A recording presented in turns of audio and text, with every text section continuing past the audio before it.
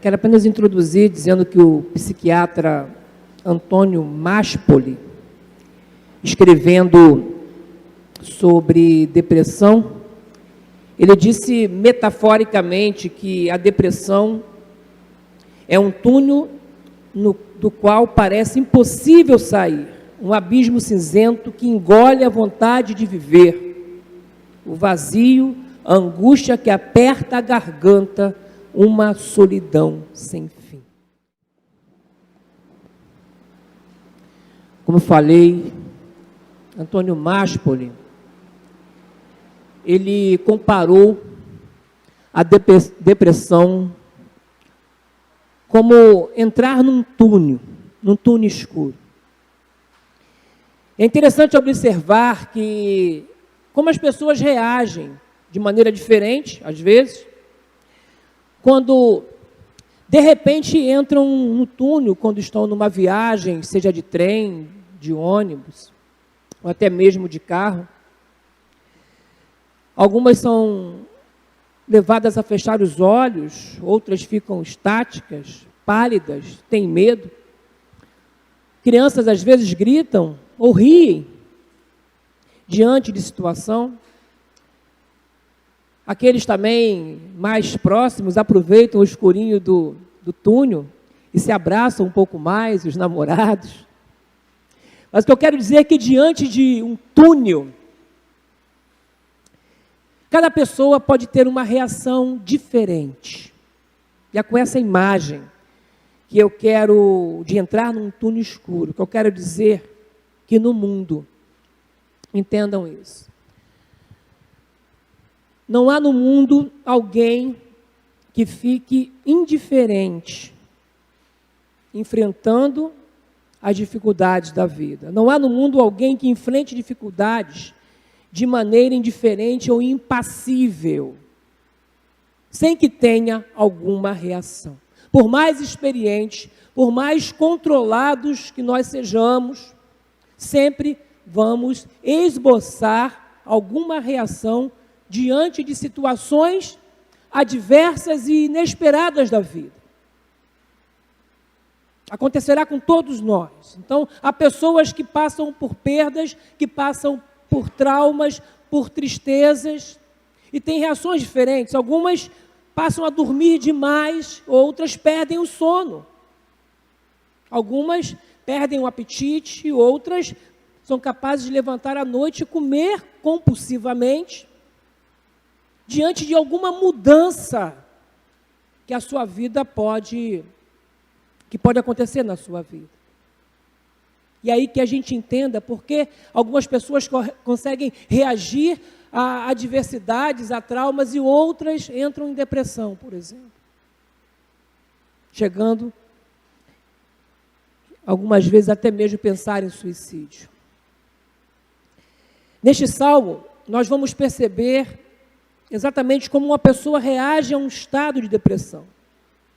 E a primeira grande reflexão que eu quero trazer ainda na minha introdução é que depressão não é falta de fé, não é falta de Deus, como muitas vezes algumas pessoas pensam.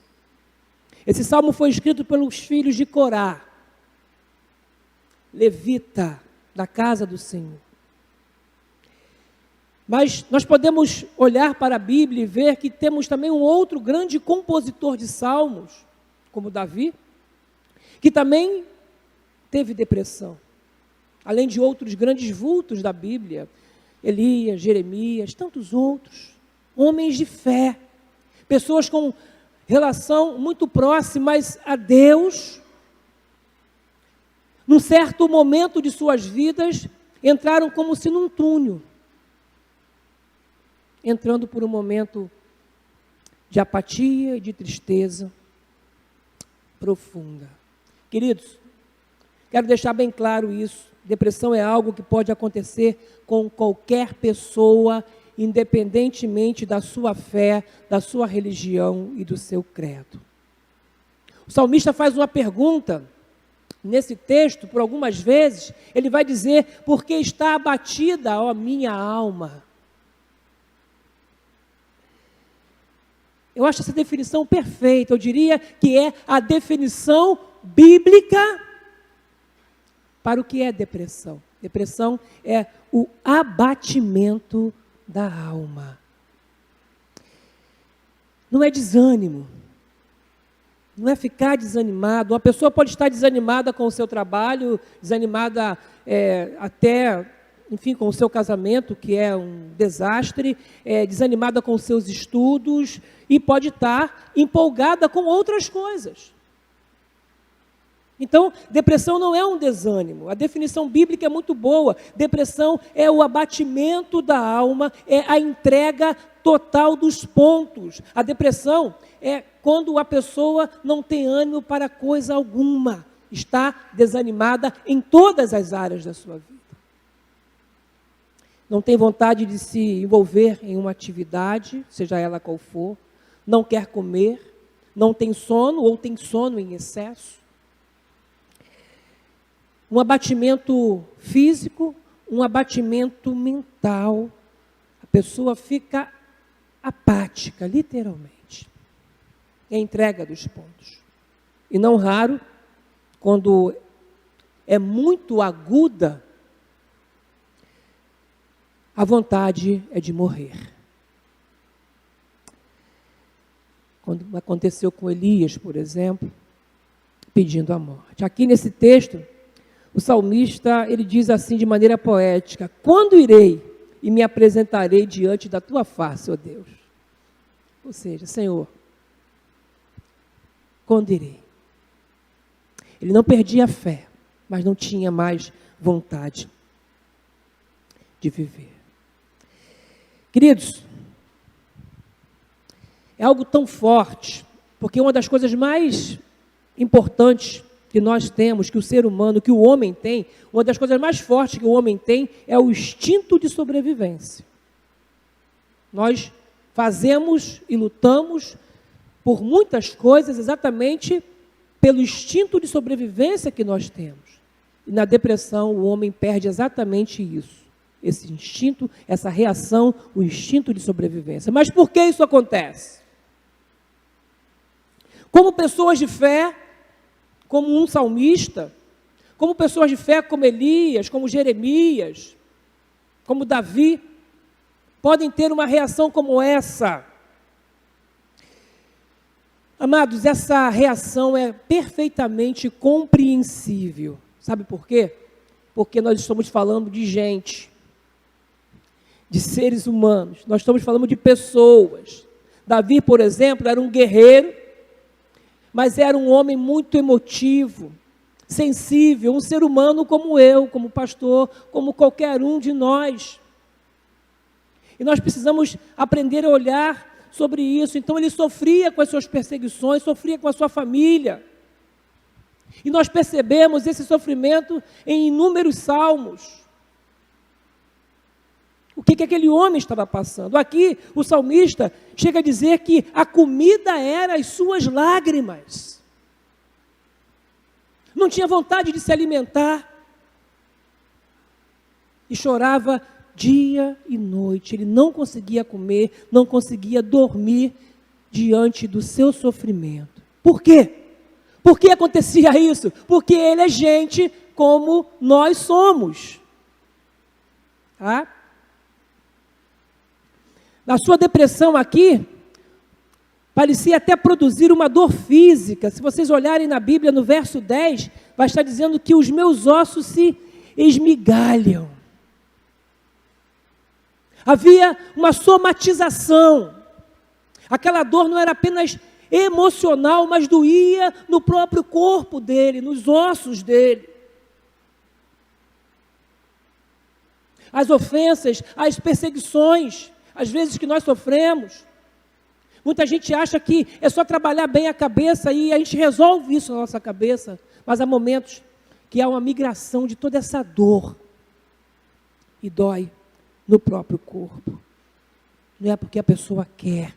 É porque a pessoa sente como qualquer pessoa sente. Então, nós vemos no texto que se tratava de um homem de Deus.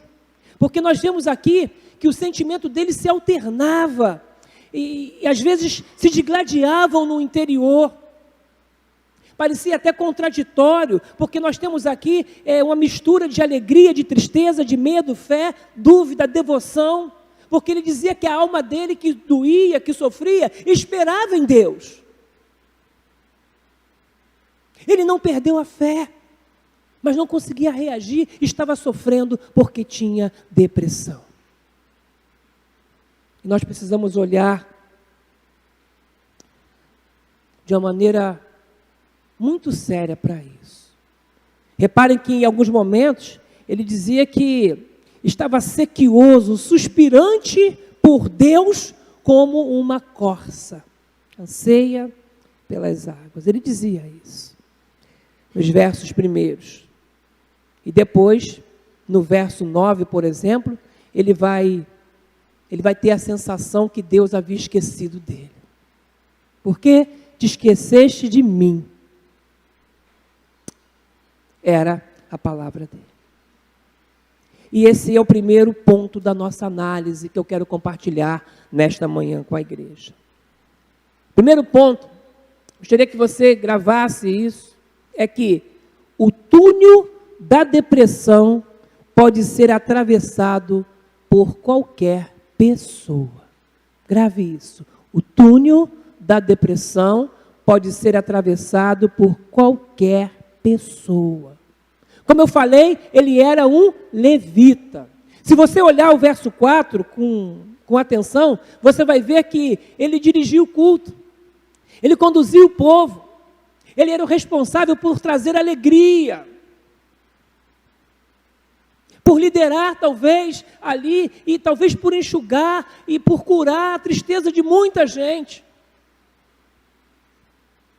Até que chegou um momento que ele precisava que as tristezas dele fossem curadas. Ele precisava de consolo. Ele precisava de compreensão. Isso mostra, como eu tenho falado já desde o início,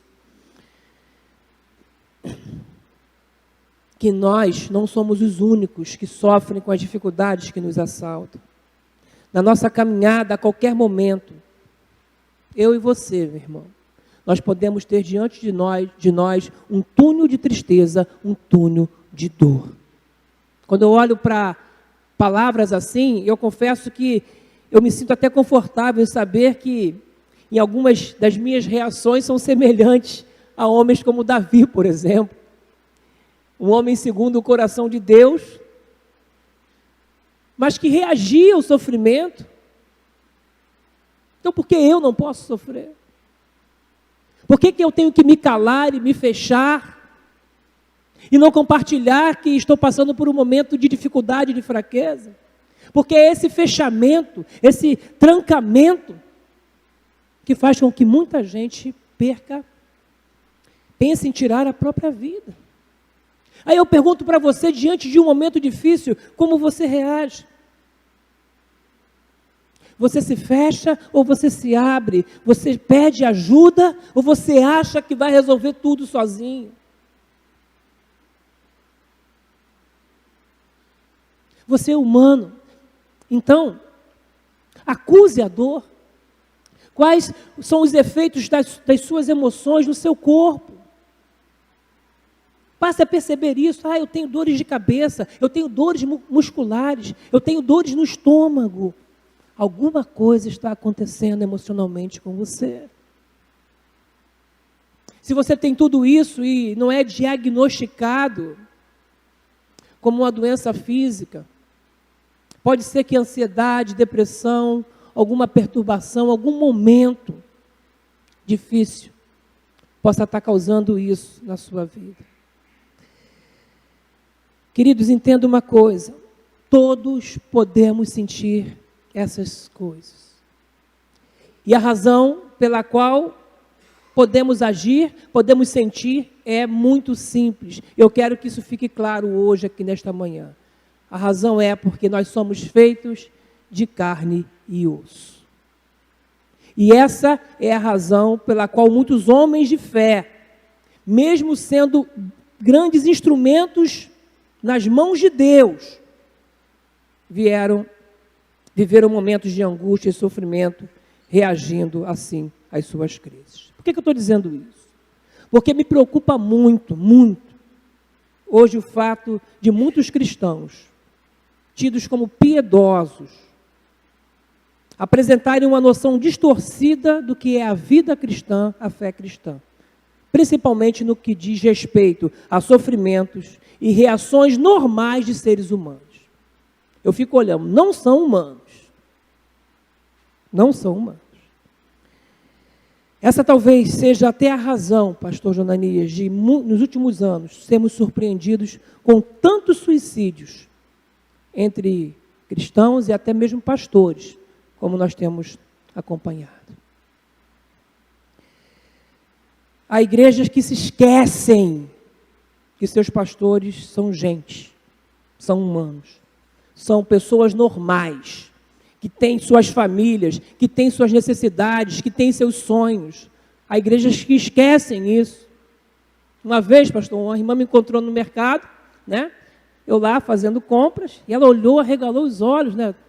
Está contente em me ver. E ela disse, pastor, que testemunho! E isso não era porque eu estava me comportando bem no mercado, é porque eu estava no mercado, né? Falei, gente, pastor vai ao mercado. Né? Acontece muito comigo. Eu sempre ouço essas coisas, pastor, você vai à praia, você joga bola. Já joguei melhor, né? Hoje em dia, eu engano, né? Mas as pessoas ficam assustadas quando a gente tem uma atitude normal. Eu me lembro que uma vez num acampamento de crianças, né, Paulo, de juniores, né? Uma criancinha lá, um junior lá, na hora de dormir, eu botei um short para dormir e ela me viu lá, pastor, você usa short! Acho que ela achava que eu dormia de terno, irmão.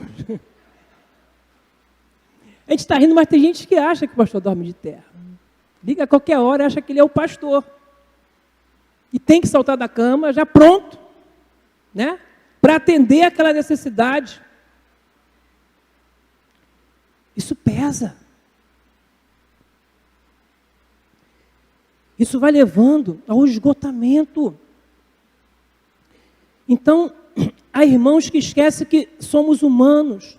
E há pastores que também acreditam que são super-homens.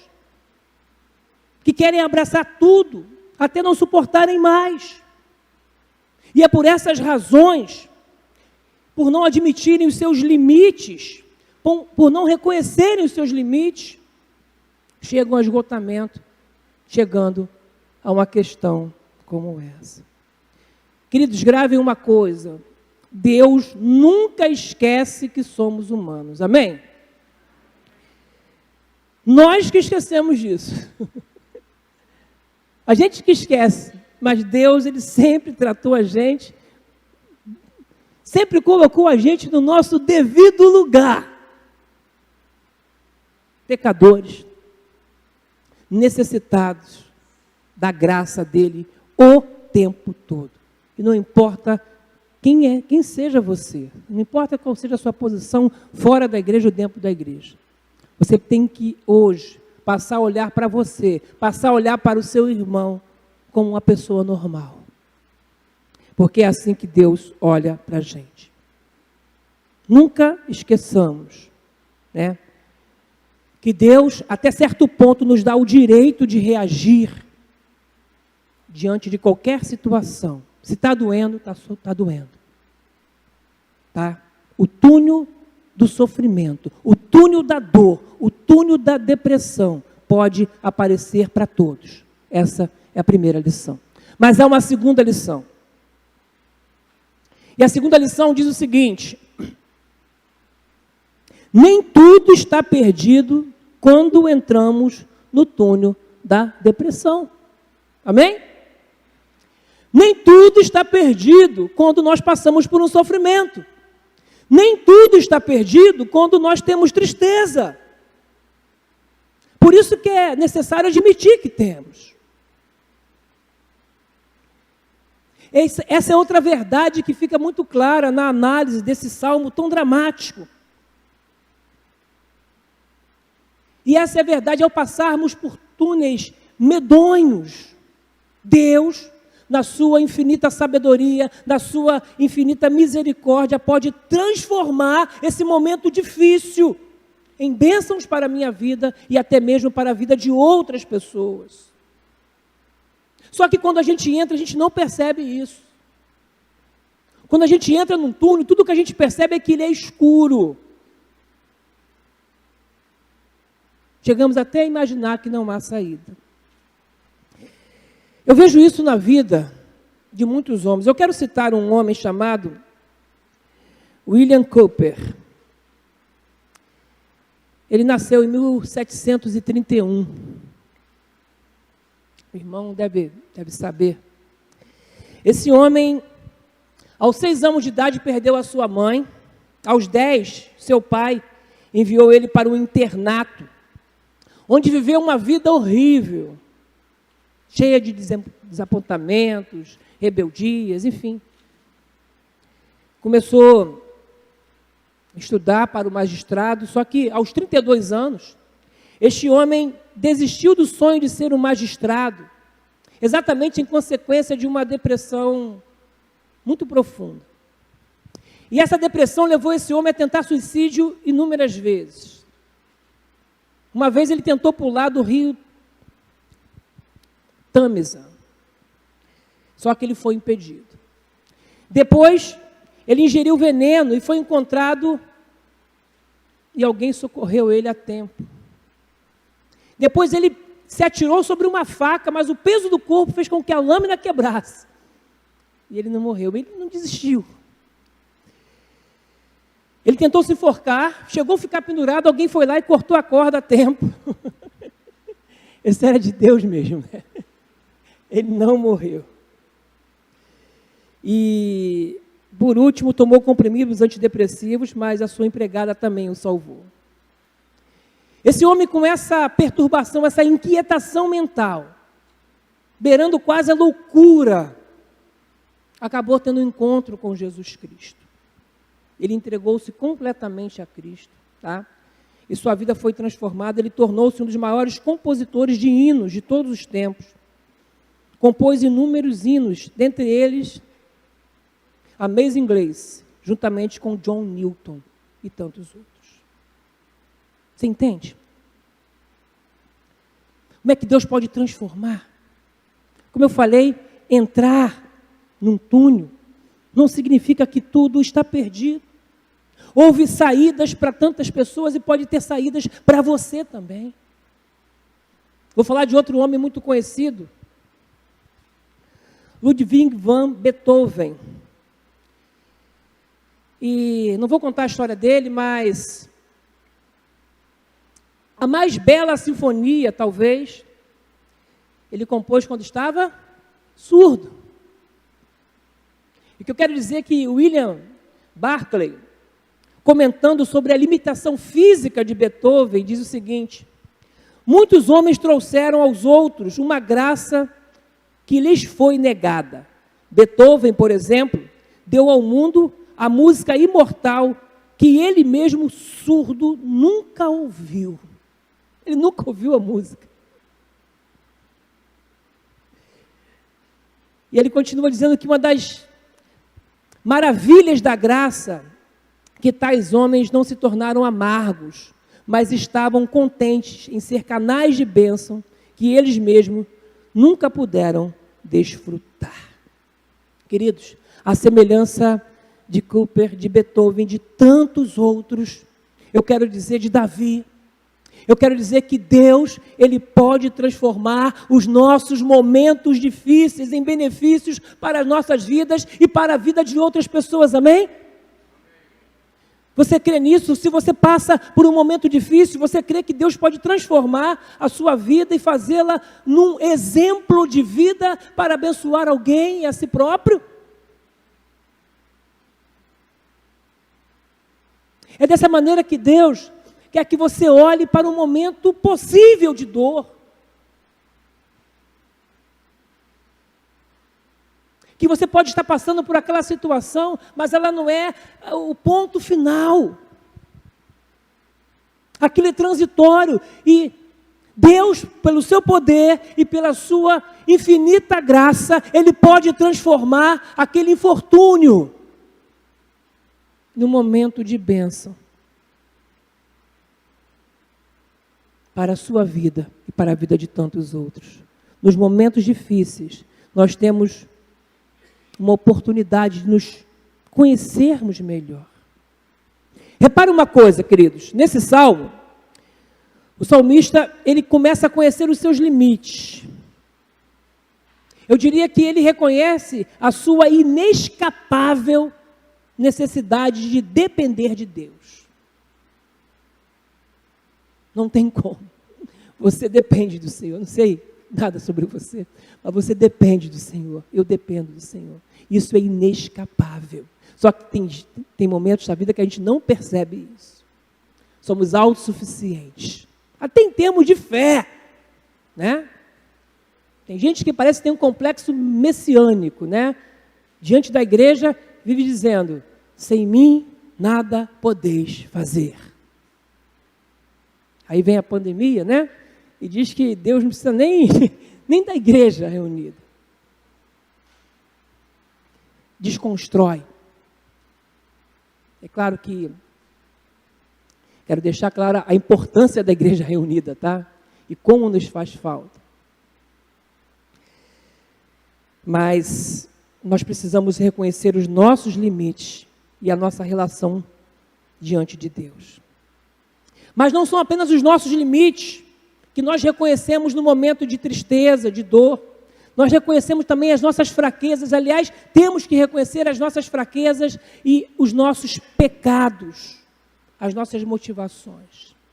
Queridos, eu não sei quantos aqui tiveram a maravilhosa experiência de um dia na vida, não sei, os mais jovens não, mas de entrar num antigo 755, Cascadura Gávea, lotado, sem ar-condicionado, porque isso é coisa de hoje, né? E entrar no túnel dos irmãos, dos anjos, simplesmente engarrafado, e você vai passar 1h30 ali dentro. Né, Paula? Não sei quando... Quem reclama do BRT hoje, sinceramente, quem reclama do BRT não sabe o que é o 755 lotado dentro do túnel. Não tem nem noção disso. Então, no túnel dos irmãos, completamente escuro, sem nenhuma luz lá fora, não era possível enxergar o que havia lá fora. Você só enxergava a pouca luz que havia dentro do ônibus. E acontecia uma coisa interessante ali. Me lembro bem disso, porque você ia passando e na parte em que a janela não estava aberta, pelo vidro, sabe quem você via? A sua imagem. Eu fiquei ali 1 hora olhando para mim, conversava comigo, né? Detalhe, em pé, tá? Porque para sentar tu tinha que pegar em Cascadura. A freguesia ele já estava lotado. Eu quero dizer que ali nós nos deparávamos com a nossa própria imagem refletida naquele grande espelho. Eu vi até que algumas mulheres, né, como sempre diante do espelho, aproveitavam para ver se o cabelo estava em ordem, retocar a maquiagem. Era uma oportunidade. Exatamente isso que eu quero falar. Quando nós estamos num túnel escuro, quando nós passamos por uma dificuldade, é o momento de olhar para nós mesmos. E até de fazer alguns retoques. Não tem jeito. É momento de olhar para você e ver se a sua vida está em ordem. É momento de reflexão. De olhar para você e entender o que eu preciso mudar. Como que eu faço? Não é para culpar Deus. Não é para transferir isso para alguém. Naquele momento a responsabilidade é sua. É a sua imagem refletida para você. E é com você que você tem que conversar. É o momento de olhar nos seus olhos, de olhar para aquilo que você sabe, que você é, que você fez. E começar um processo de mudança, um processo de transformação.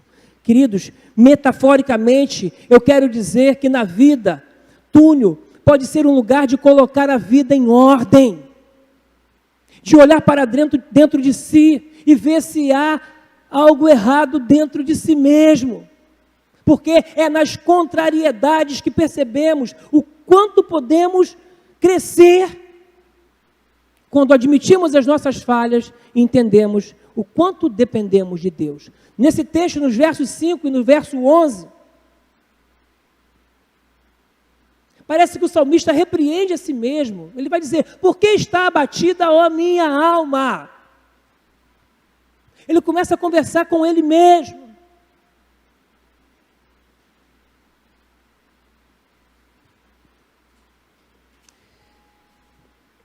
Deus, Ele quer falar com você. Deus pode falar conosco, mesmo no túnel escuro da depressão. Ele pode transformar os túneis da nossa vida em bênção para nós e para aqueles que nos cercam. Essa é a segunda lição. Mas há uma terceira lição. E a terceira lição, eu quero dizer que há uma luz no fim do túnel. Amém? Eu disse que todos podemos entrar num túnel, ele aparece para todos. Eu disse que o túnel da depressão não é o fim. E agora eu quero dizer para você que existe uma luz no fim do túnel da depressão. Entenda uma coisa. Você já viu um túnel sem saída? Não existe. Só se for uma caverna. Há saídas nos túneis. Queria que você gravasse isso. Não existe túnel sem saída. Ou seja, os túneis nunca são um fim em si mesmo. Existe uma saída. Aliás, sabe qual é a finalidade dos túneis? Transpor montanhas. Transpor obstáculos. Foi para isso que eles foram criados. Os túneis atravessam montanhas e são capazes de nos levar a lugares que jamais imaginávamos. Ou seja, não existem situações difíceis o bastante pelas quais Deus não possa suprir uma saída. Norman Vincent Peale, ele nos conta que fez uma visita à sua filha, num colégio, sua filha Elizabeth, e passando pelo pátio ele viu um relógio de sol, né? Escrito assim: para quem tem visão maior, o fim da sombra é a linha da luz. Achei interessante isso. Ele estava dizendo que o fim da sombra era o início da luz, mas na maioria das vezes nós só conseguimos ver o quê? A sombra. Nós damos mais ênfase a uma sombra que é sempre muito menor do que a luz. E é isso que eu quero dizer. Existe uma saída, pelo menos 3 saídas eu quero colocar nesse ponto. A primeira saída é que o salmista admite que está deprimido. O verso 6 vai dizer o quê? Sinto abatida dentro de mim a minha alma. Ele admitiu isso, ele reconheceu isso. Infelizmente, às vezes nós demoramos a admitir que estamos com um problema, seja na família, seja no casamento, seja problemas financeiros. Nós não falamos, nós temos vergonhas.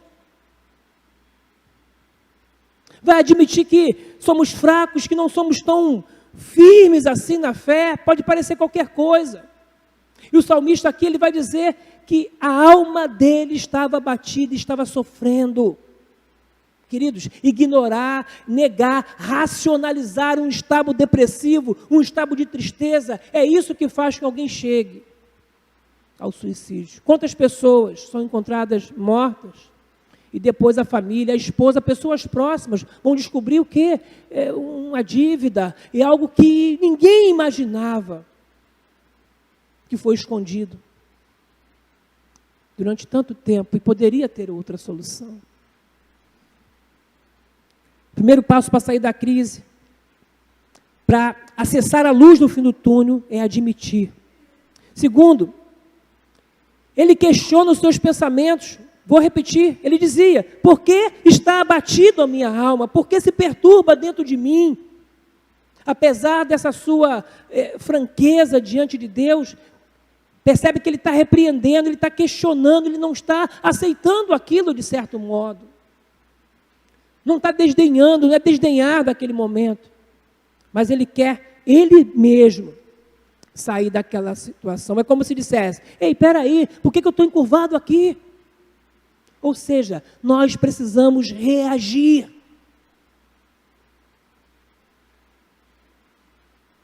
Qualquer pessoa que esteja passando por uma situação semelhante tem o direito, sim, de sentir os efeitos naturais do sofrimento, mas é preciso compreender que não precisamos e não podemos ficar curvados e prostrados, aceitar de maneira complacente aquilo que estamos passando. Há recurso. Busque pessoas, busque ajuda profissional. E o terceiro passo, reparem que ele confia no Senhor e, como eu falei, está disposto a agir. O verso 11, lá no final, ele vai dizer: espere em Deus, pois ainda o louvarei, a Ele, meu auxílio, Deus meu. Como eu falei, depressão não é falta de fé, mas eu quero que você entenda uma coisa: a fé pode ajudar, amém? Depressão não é falta de fé, mas a fé é um passo, porque eu creio no poder de Deus. É um passo importante para você sair de um momento como esse. Só que fé não é passividade, fé é atitude, fé é agir. Porque às vezes nós cristãos enfatizamos demais aquilo que Deus deveria ou pode fazer por nós e esquecemos aquilo que nós podemos fazer. Esquecemos daquilo que cabe a cada um de nós.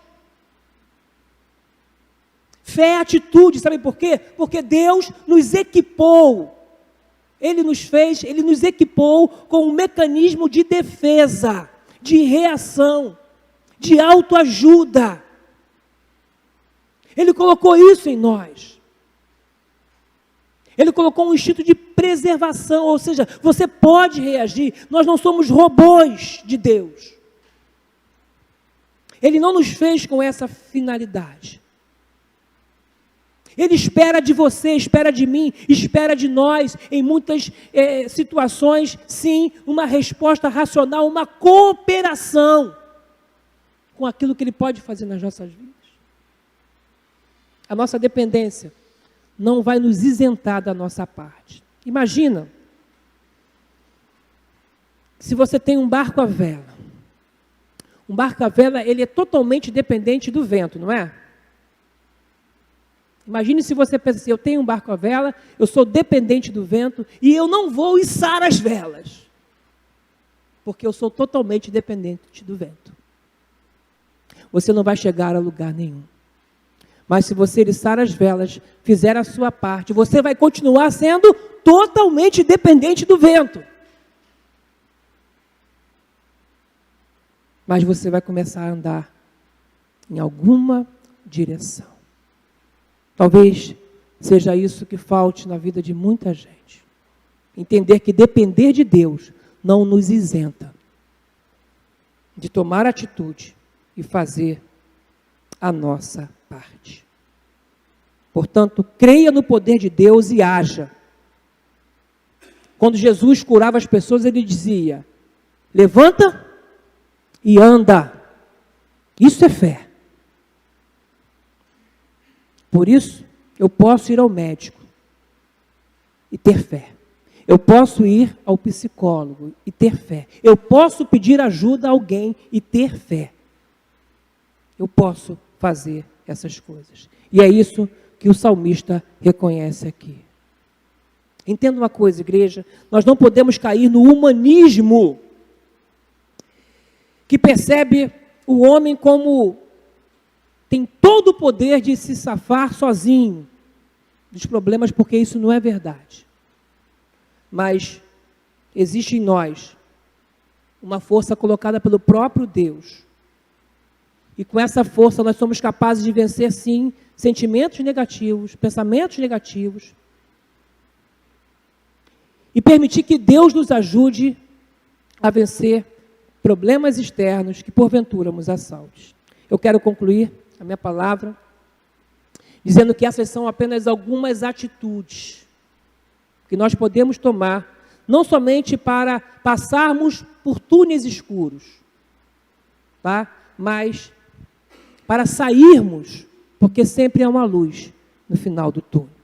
Jesus não disse somente no mundo tereis aflições. Ele disse, tende bom ânimo. Eu venci o mundo. Essa é a palavra de esperança que eu quero colocar no coração da igreja desta manhã. Para tratar desse assunto, à noite estarei também na mensagem, falando exatamente dessa atitude. Como devemos reagir diante de um trauma? Como devemos reagir? Vou usar um exemplo de Jacó e um exemplo de Davi para essa reação. E a minha palavra nesta manhã é que Deus nos abençoe. Que Deus nos abençoe e nos ajude a passar, a atravessar os túneis aflitivos da vida, em busca da luz, que sempre há no final de cada um deles. E hoje, essa luz, no fim do túnel, se chama Jesus Cristo. Amém? Se você que está aqui presente, se você que está nos assistindo, quer alcançar essa luz no final do túnel, eu quero dizer que essa luz é Jesus. Entregue hoje a sua vida, o seu sofrimento nas mãos de Jesus. Que Deus abençoe ricamente a sua vida.